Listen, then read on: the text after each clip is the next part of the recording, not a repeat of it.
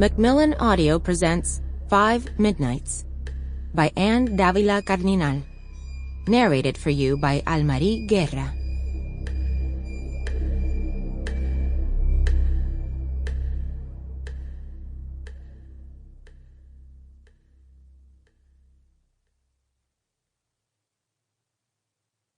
For my real tío, Stephen Dávila Altieri, who has always made me feel protected from monsters real and imagined.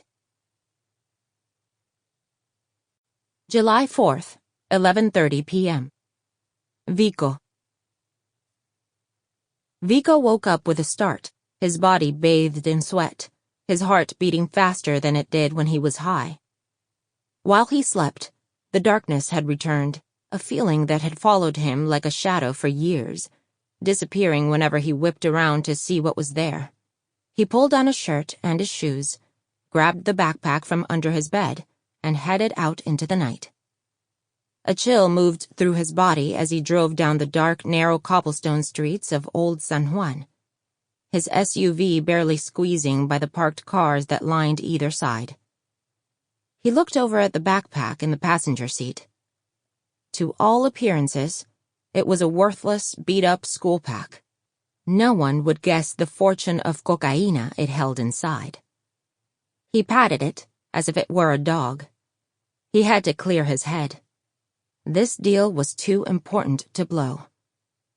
He drove up Calle Norzagaray, the street that ran along the edges of El Rubí, the barrio where the deal would go down. His car buzzed by the restored Spanish villas on the left, where wealthy young families tucked their children into bed, their homes snuggled among the 16th-century fortifications that surrounded the island's tip. On the right-hand side, over the waist-high wall, and down a 50-foot drop, lay El Rubí, where children went to bed with hand-me-down clothes and short futures. He parked his car a few blocks away from the wall, his electronic lock beeping farewell at his back. His ride was too good to park close to El Rubí. He'd worked hard to build up his reputation and his bank account. He was the youngest player in the city, bought his first Cadillac Escalade at 16, his own condo in the Condado at 17. Now, on the eve of his 18th birthday, he was about to make the biggest deal of his life.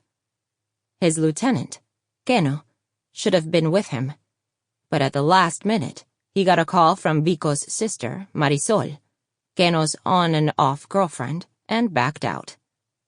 Vico chuckled. Cabron let himself be led around by his nose like a castrated bull. He slung the backpack on one shoulder and lit a cigarette in front of the pink house that stood across from the entrance to El Rubí.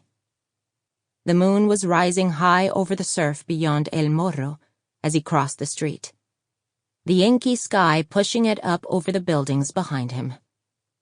The dark night made it hard to see the crumbling stone steps, but he could have run them blindfolded. Vico had been going to El Rubí his whole life, since when he was little to visit his grandmother, but after he turned 13, to buy drogas with his friend Izzy, and now, to sell them. Pana had to earn a living in the tanking economy. He loved the way the decaying cement and wooden shacks were painted in bright colors. And the smell. Salty ocean with notes of frying plantain, beer, garbage, and urine. Life. To him, El Rubí was teeming with it. Unlike his old neighborhood, where families stayed locked up in their gated homes, pretending everything was fine. Pretending fathers weren't laid off, mothers didn't die, and kids came right home to do their homework. In El Rubí, everything was out in the open. Fights, love, drugs. No worries about what the neighbors might think. By the time he reached the bottom step, the moon was completely cut off by the buildings above. The only light, the warm glow of his cigarette floating in front of him in the dark, and from the shadow under the stairs came a scraping sound. He turned around and peered. Sample complete. Ready to continue?